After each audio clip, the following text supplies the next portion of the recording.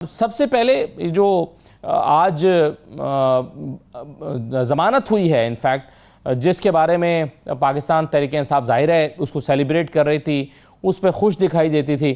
عطا تارڑ صاحب کو آپ سن لیجئے، وہ کہتے ہیں کہ یہ جو ہے یہ اس پر خوشیاں منانے کی کوئی بات نہیں ہے. امجد خان نیازی صاحب، اب عمران خان پر صرف ایک ایسا کیس ہے جس کی وجہ سے وہ جیل میں ہیں، 190 ملین پاؤنڈ کیس، اور اگر اس پہ سزا معطل ہو جاتی ہے تو پھر وہ کوئی اور کیس ان پر نہیں ہے جس پر ان کو قید رکھا جا سکے. یہی ایسا ہی ہے سر؟ بالکل ایسا ہی ہے، اور آپ دیکھ رہے ہیں کہ جتنے بھی کیسز ہیں وہ بوگس ہیں، اور جو شخص ہمیشہ قانون اور قاعدے کی بات کرتا رہا ہے اس پہ جس طرح ڈبل سنچری سے کراس کر چکے ہیں، اور وہ مقدمات جو خان کے کھڑا ہونے پہ بھی بن گئے ہیں، تو ایسے مقدمات کا حشر بھی اگر میرٹ کی بنیاد پہ عدالتیں دیکھیں گی، انصاف کی بنیاد پہ دیکھیں گی، یقیناً ان کا انجام بھی جو ہے اسی طریقے کے ساتھ ہوگا.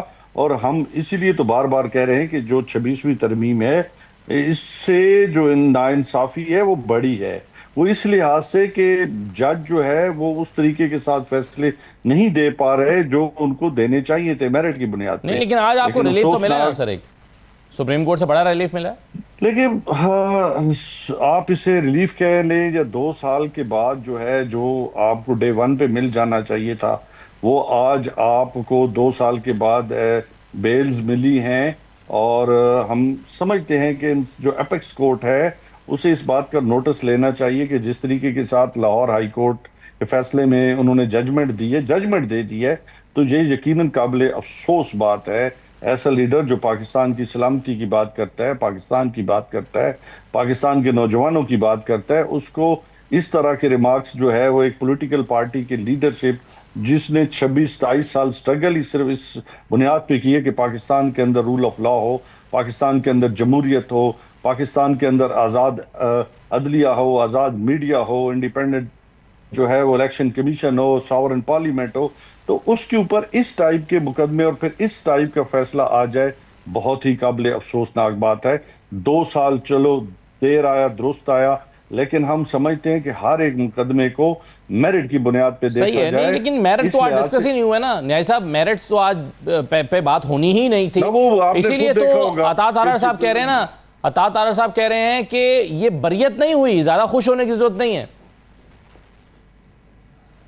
اسد اللہ، کاش کہ اس پاکستان میں میرٹ ہو اور پاکستان میں جو ہے وہ فیصلے جو ہے وہ انصاف پہ مبنی ہو، تو پاکستان جو رول آف لا ہو تو یقیناً یہ کیسز جو ہے وہ کوئی حیثیت نہیں رکھتے. اس لیے تو ہم بار بار کہہ رہے ہیں، بار بار دہرا رہے ہیں کہ پاکستان میں وہ لوگ جو جیلوں میں پڑے ہیں، لیڈرشپ ہے، کارکن ہیں، خدارا چونکہ اس کی بینیفیشری نون لیگ ہے، اور جو بینیفیشری ہے وہ فائدہ اٹھا رہی ہے، جس کو مینڈیٹ ملا وہ جیل میں پڑا ہے، آپ کی حکومت پہ قبضہ ہو گیا، آپ کے مطلب میں سمجھتا ہوں کہ ہر ایک چیز کو تہو بالا کر دیا گیا. آج پارلیمنٹ جو ہے اس کو تالے لگ رہے ہیں، پارلیمنٹ سے ممبران اسمبلی کو اٹھایا جا رہا ہے.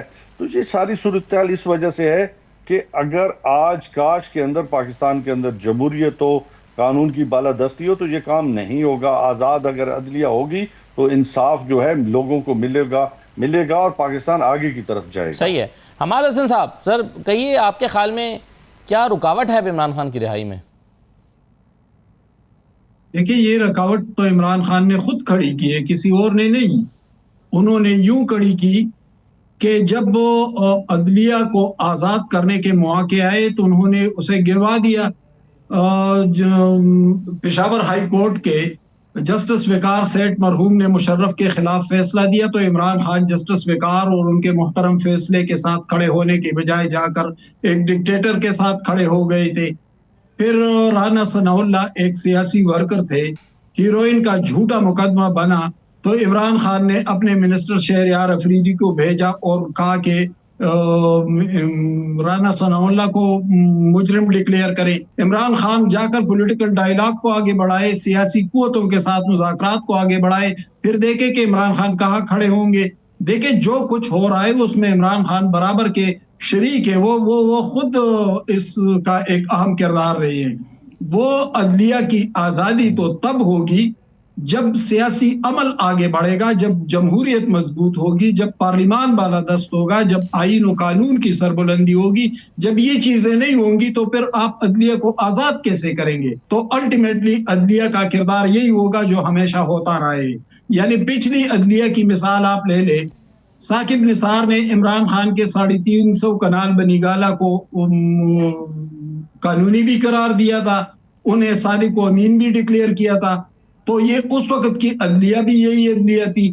آج اگر عدلیہ تبدیل ہو بھی تو اس کے لیے تو پولیٹیکل سپورٹ کی ضرورت ہوگی، موٹیویشن لیکن کی آپ ضرورت حماسہ ہوگی. یہ وہ تو کہیں گے نا سیاستدان کہ فراہم دیکھیے کریں. ایک تو حماسہ آپ یہ تو کہیں گے نا کہ ایک شخص جو کہ جس کو سزا ہو چکی ہے اس کا اپیل میں جانا اس کا حق ہے، اور سزا معطلی کی درخواست کا فکس ہونا اور اس کو سنا جانا ایک ملزم کا حق ہے، چاہے اس کے بعد اس کی سزا برقرار رہے، چاہے اس کی ضمانت نہ ہو، لیکن اس کیس کا لگنا تو اس کا حق ہے نا. یہ تو آپ مانیں گے؟ بالکل، میں آپ کی بات سے اسد اللہ خان صاحب بالکل متفق ہوں. یہ ان کا حق ہے، لیکن یہ حق انہیں کون نہیں دے رہا ہے، کیوں نہیں دیا جا رہا ہے؟ عمران خان فرد جرم عائد نہیں ہو رہا ہے، لیکن آصف علی زرداری پر 8 سال تک فرد جرم عائد نہیں ہوئی تھی. تو یہ تو ہماری تاریخ ہے. آج عمران کے ساتھ ہو رہا ہے، کل نواز شریف کے ساتھ ہو رہا تھا، اس سے پہلے آصف زرداری، بے نظیر بھٹو اور فاطمہ جناح کے ساتھ ہوتا رہا. یہی تو میں کہہ رہا ہوں کہ یہ ان کا جو بنیادی حق ہے، جو فنڈامنٹل رائٹ ہے، وہ فنڈامنٹل رائٹ تو تب ملیں گے جب آپ جمہوریت کو مضبوط بنائیں گے. جمہوریت تو اس سے مضبوط نہیں ہوگی کہ آپ کہیں کہ میں نے اسٹیبلشمنٹ سے بات کرنی ہے، میں سیاستدان سارے چور ڈاکو ہے. بھئی چور ڈاکو کو ترک کرے، وہ آپ کی پارٹی میں بہت سارے ہیں، لیکن آپ سیاسی عمل کا حصہ تو بنے، آپ سیاسی عمل کو آگے بڑھائیں. جب تک یہ نہیں بڑھائیں گے تو اس سے یہ اس طرح بالکل صحیح ہے. ہونا آج بھی ممکن نہیں سلمان ہے راجہ کہ صاحب یہ کہہ رہے ہیں، آپ ٹھیک کہہ رہے ہیں، سلمان راجہ نے اب بھی کہا کہ مذاکرات اس حکومت سے کرنے کا کوئی فائدہ ہی نہیں ہے. نیازی صاحب، سلمان راجہ صاحب یہ کہتے ہیں کہ ہم اس سے بات کریں گے جسے بات کرنا معنی رکھتا ہے، اور وہ کہتے ہیں یہ جو ایک مجبور قسم کی حکومت ہے اس سے بات ہی نہیں کریں گے. تو سیاسی عمل پھر کیسے آگے بڑھے گا؟ اسد اللہ، یہ ہم اس لیے کہتے ہیں، آپ دیکھیں کہ امریکہ کے اندر امریکہ کس کے ساتھ مذاکرات کرتا رہا. ہماری پولیٹیکل کمیٹی جب بیٹھی، جو گورنمنٹ نے بنائی تھی، وہ ہم جو ہے اس پہ ہمارا اعتراض بھی تھا، کیونکہ وہ گورنمنٹ جس نے ہمارا مینڈیٹ چوری کیا ہے، وہ حکومت جس نے ہمارے حق پہ ڈاکہ ڈال رہا ہے، ہم اس کو جو ہے وہ جائز حکومت نہیں سمجھتے. ہم سمجھتے ہیں جو فارم 47 کی گورنمنٹ ہے، لیکن اس کے باوجود ہم بیٹھے. لیکن آپ نے دیکھا اس کا انجام کیا ہوا، کہ گفتن نشستن برخاستن، اور صرف عمران خان سے ملاقات کے لیے انتظار کیا گیا، وہ بھی ملاقات نہیں کرائی جا سکی.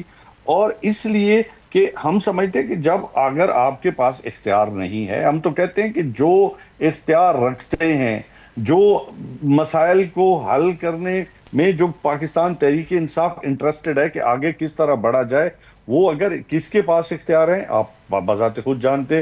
اگر وہ لوگ جو اختیار رکھتے ہوں، جو سمجھتے ہوں کہ ہم جو ہے چیزوں کو آگے پروسیڈ کر سکتے ہیں، ہم نے ہمیشہ کہا ہے کہ ہم ان کے ساتھ بیٹھیں گے.